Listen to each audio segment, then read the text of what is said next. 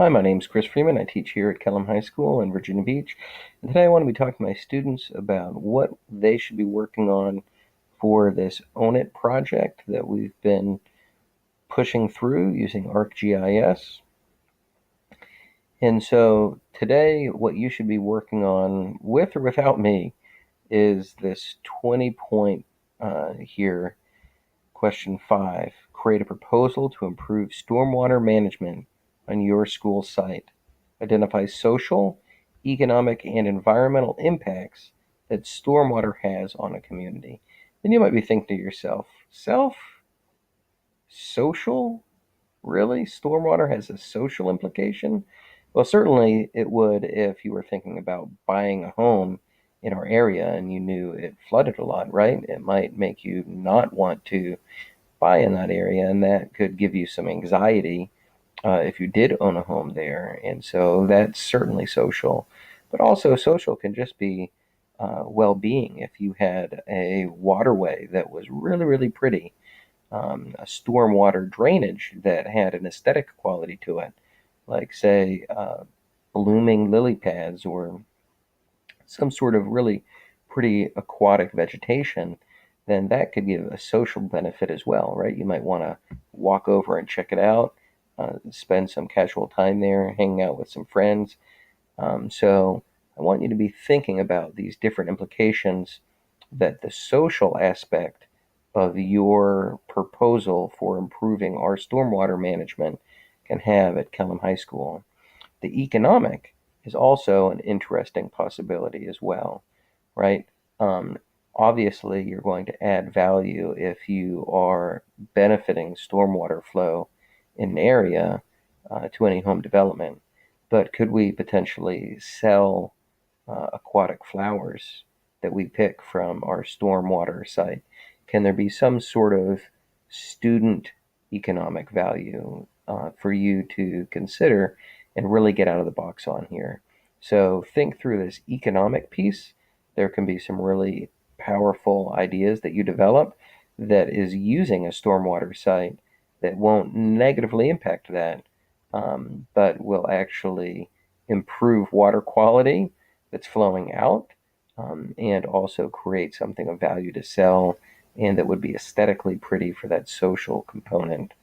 And then we have environmental impacts, and that gets back to, how is this helping to improve aquatic life for organisms there? How is it helping to reduce some of the nutrient pollution or sediment pollution that might be in that area? So I want to just pop over to our Kellam map here, and I want you to look at these storm retention ponds that we have at the front of our school. This really is the obvious area that I keep looking at for thinking through how might we want to do a small, very feasible thing uh, that we propose, which may be planting some sort of flowering submerged aquatic species here that would help filter out some pollutants that might be leaving our site. It would give an aesthetic value, and you need to think through that piece. What are some native vegetation that would be really, really helpful to put in the water there? What might be really an attractive flowering plant that might be blooming while students are still in school? So think through that piece. What might the economic value of trying to harvest some of those plants and selling them at school? Would you want uh, what do you call those things? Those bonnets or some sort of corsage that you would take to prom. That would be a water-based plant. Would that be something that would be of value, or what's this piece that you want to think about that involves these retention ponds? So I've given you hopefully a few ideas for you to consider that relate to those retention ponds. I think that's an obvious start. Another thing that you could consider would be planting trees that would help, or other plants that wouldn't necessarily be submerged, but would be strategically located to absorb some water flow. But we have a lot of practice fields that we wouldn't be able to plant stuff in. So just consider that there's some limited land area for us to utilize. All right. I also want to talk to you briefly about what we're going to be doing next class with question 6. All of the other than 6 and 8, you should essentially be finished with your project by the next time that I see you, other than 6 and other than question 8. Question 7's very much pertaining to CO2 affecting stormwater. That's sea level rise. That's all that is.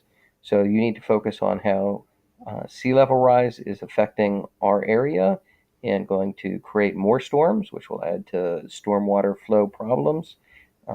Look at 7 through the lens of sea level rise and stormwater together.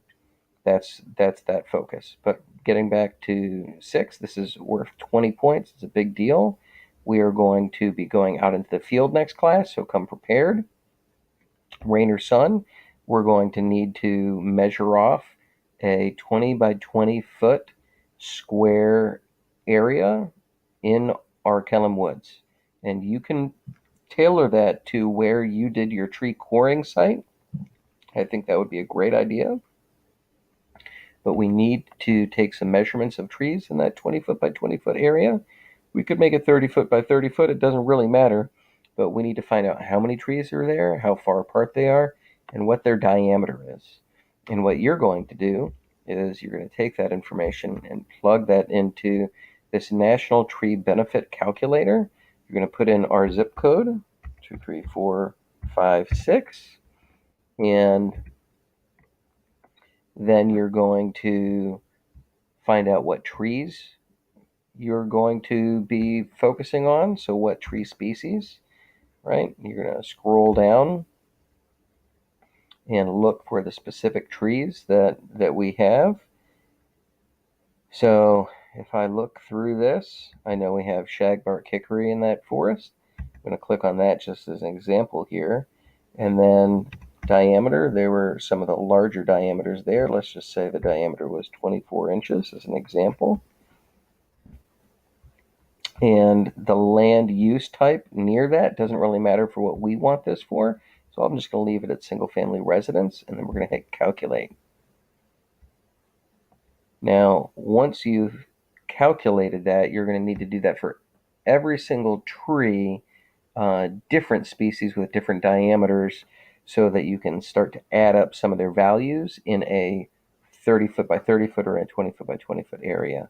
So this 24-inch shagbark hickory tree, we want to find out what it can sequester. So we're going to go over here to CO2.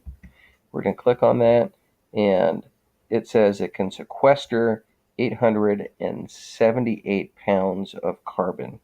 Now, I'm going to have to do a little bit more digging to see if that's per year. I'm assuming it is, because everything else they're talking about is per year on this site. So if that's a per year sequestration, that's great. We can take that and we can calculate that up with all the other trees in that quadrant of our forest. And then you can use your ArcGIS map to find out how many acres of forest we have. And then you can add your findings to the rest of all these acres.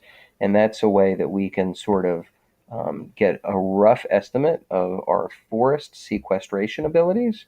And that is what we're going to use and talk about. And if you also talk about your tree coring in your story map when you get to that point, it's going to be great. You're going to have a lot of information to add to that that's going to make you look like a rock star. And that will take care of question 6. But you don't have to dig into that just yet. I just wanted to give you a heads up of what's coming. So you, right now, should be looking at questions 5 very heavily. You should have answered questions 1 through 4. You may need to work a little bit more on 2. And then also, you're going to need to work a little bit on 7. So next time I see you, we're going to hit 6 real hard, and I'll talk to you about what we're going to do for 8. All right. Thanks for listening. Best of luck.